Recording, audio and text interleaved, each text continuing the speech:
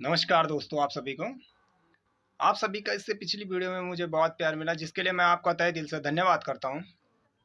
आज का जो टॉपिक है बहुत ही मज़ेदार होने वाला है।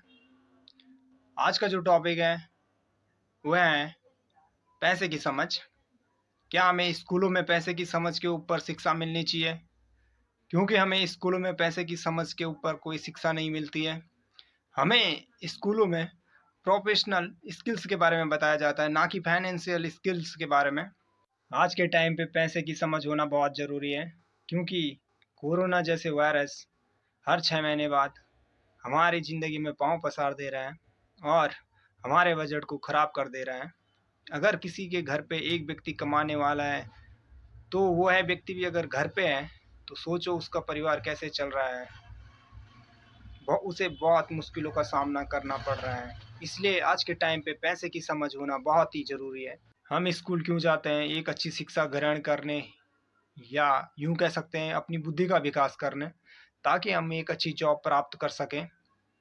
आज अगर उत्तराखंड की बात की जाए तो 99% लोग जॉब पे डिपेंड हैं, वहीं 1% लोग बिजनेस करते हैं। हम जॉब या बिजनेस क्यों करते हैं? सीधी बात है, पैसे के लिए। अगर हमें पैसे की समझ नहीं है, ज़्यादातर लोग यह नहीं समझ पाते कि आप कितना कमा रहे हैं, बल्कि आप कितना बचा रहे हैं।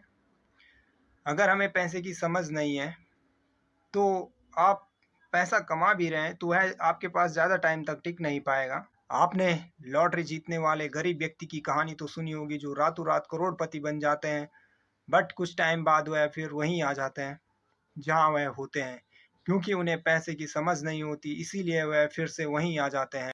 जो हम मिडिल क्लास लोग होते हैं, हम अमीर बनने के लिए कड़ी मेहनत करते हैं। इसका कारण यह नहीं है कि हम पैसा नहीं कमाते हैं, बल्कि इसका कारण यह है कि हमें पैसे की समझ नहीं होती, क्योंकि हमारी सैलरी बढ़ने पे हम अपने खर्चों को भी बढ़ा देते हैं। अगर हम लोग सुबह के 9 बजे से शाम के 5 बजे तक कड़ी मेहनत करते हैं, तब जाके हमें पैसा मिलता है। फिर कुछ लोग उस पैसे को फिजूल खर्चों में बर्बाद कर लेते हैं, क्योंकि उनको पैसे की समझ नहीं होती है, इसीलिए वह लोग उस पैसे को बर्बाद कर लेते हैं। क्योंकि हम लोगों को स्कूलों में पैसे की समझ के ऊपर शिक्षा नहीं मिली, इसलिए। बट मेरी आप लोगों से सलाह है, आप अपने फिजूल खर्चों पे कंट्रोल करें और अपने फिजूल खर्चों की लिमिट बना के रखें, और अपनी सैलरी का कुछ हिस्सा बचा के रखें, जो कि आपके मुश्किल समय में काम आ सके। धन्यवाद, मिलते हैं नेक्स्ट वीडियो में।